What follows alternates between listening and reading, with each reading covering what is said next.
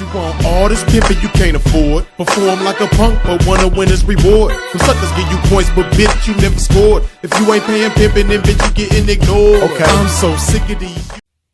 Hey now, the God anointed game appointed gentleman freezes it. As y'all can see, man, 2019 done started off with nothing but shenanigans so far, man. And it's really sad. You know, I look at this whole surviving R. Kelly situation, and it really shows how easily influenced we are, how easily manipulated we are as a people. And when I say as a people, I'm talking about us as black people. It really shows how the powers that be, if you will, in this instance, Lifetime, you know, a white network, it really shows how powerful they are and how we allow them to be so powerful. And what I mean by that is it shows that we can just think whatever they want us to think. The majority of us, not somebody like myself. You know, I pride myself on being an independent thinker, and shout out to the rest of us that are independent thinkers, which it isn't a whole lot. But the bottom line, man, Lifetime has really proven how easily influenced we are as a people. You know, a lot of people, especially a lot of these people, these celebrities with this fake outrage, as I call it, they didn't have a problem with R. Kelly, or at least they weren't so vocal about it before the documentary came out. But now that the documentary is out and they allow these so-called victims to speak, now everybody is so outraged. Everybody got a problem with R. Kelly. And the way I see it, as far as from the celebrity standpoint, I see it as just an opportunity for one, for them to get some clout, and then two, it's just an R. Kelly bashing train that everybody is jumping on because it's the thing to do. And everybody else, the masses of the black community, they see what the celebrities is doing, and they see what the so-called victims on Lifetime is doing. So now they want to do it too. You know, so now everybody is just bashing R. Kelly.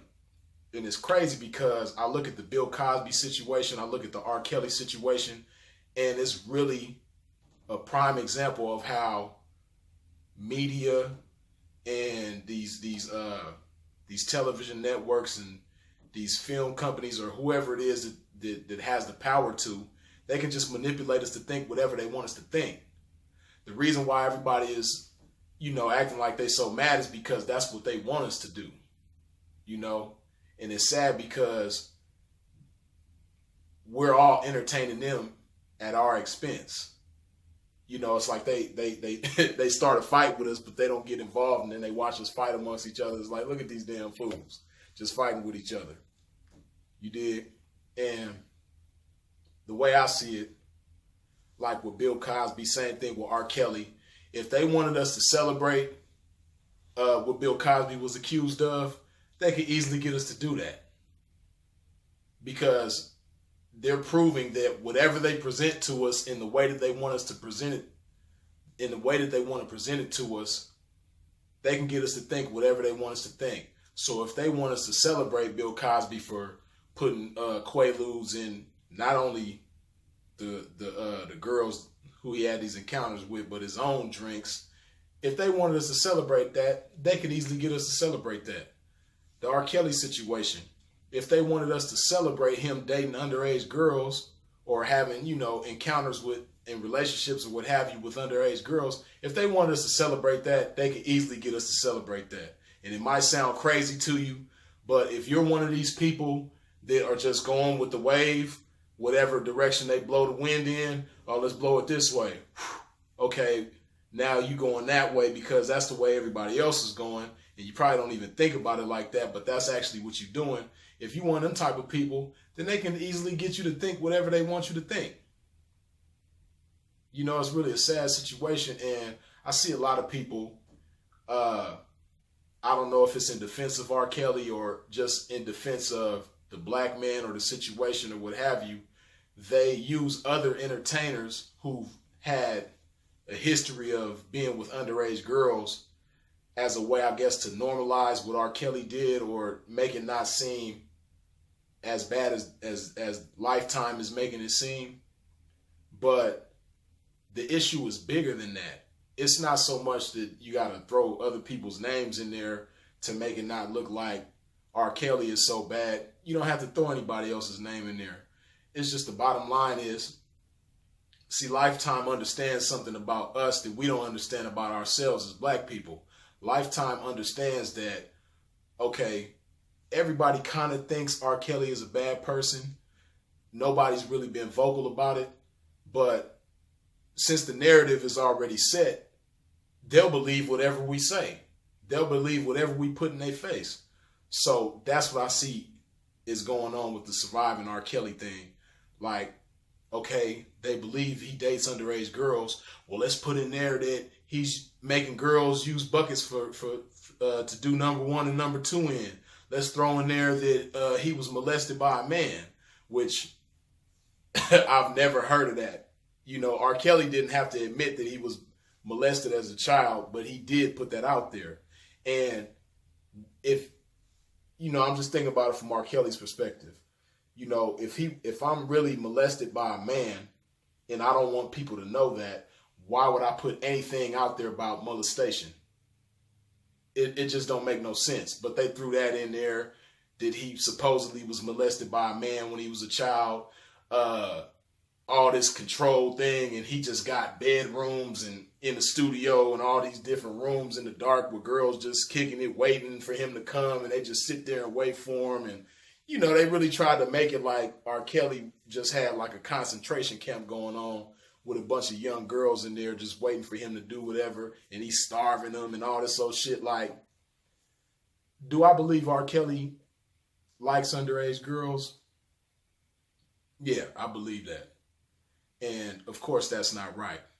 But as it's been said before, you know, a lot of people date underage girls and nobody seems to have as big of a problem with it. It's just when Lifetime presents it to you the way that they want to present it to you in order to get you to think the way they want to think, then it's a problem. But you don't even realize you're being manipulated by Lifetime and whoever else is against R. Kelly. The whole Me Too movement and all that shit. It's all social engineering. They puppeteering you to think and behave the way they want you to think and behave. And it's sad. You know, what I would like to see is us as a people, as I've said before, become more independent thinkers. You know, we're not having enough intelligent dialogue with each other. We don't read enough.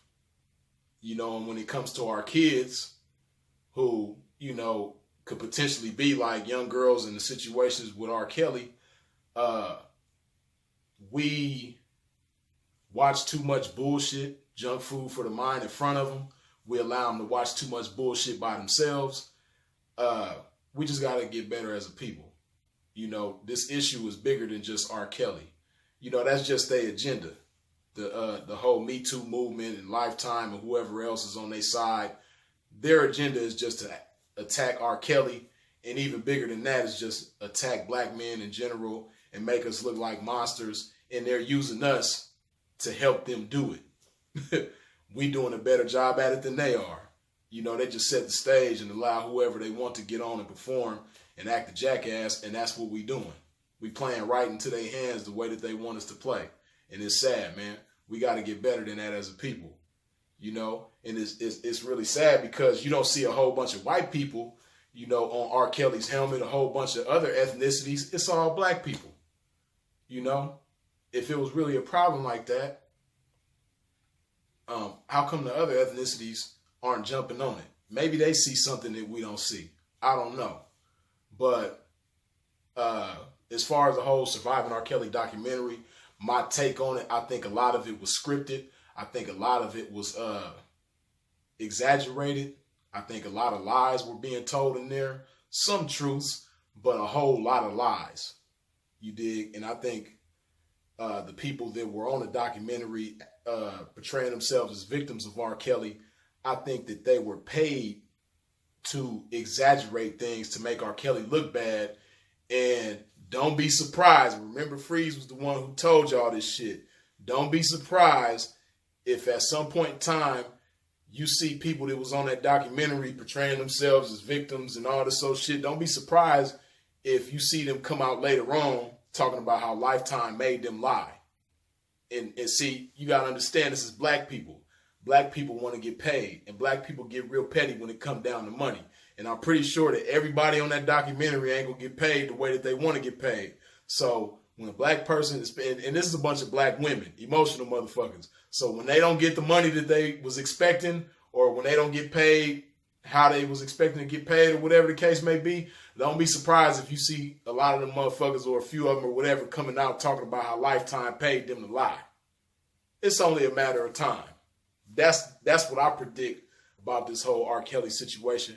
But appreciate y'all tuning in. Like, share, comment, subscribe, hit the bell when you subscribe, and don't forget put some love in your life, man. That's what we call love juice over here at Family Freezes It.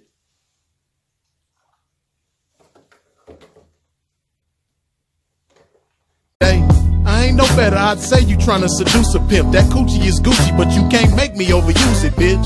Just hit her with some reverse pimpin' psychology, so she can make a move and we can get to some biology.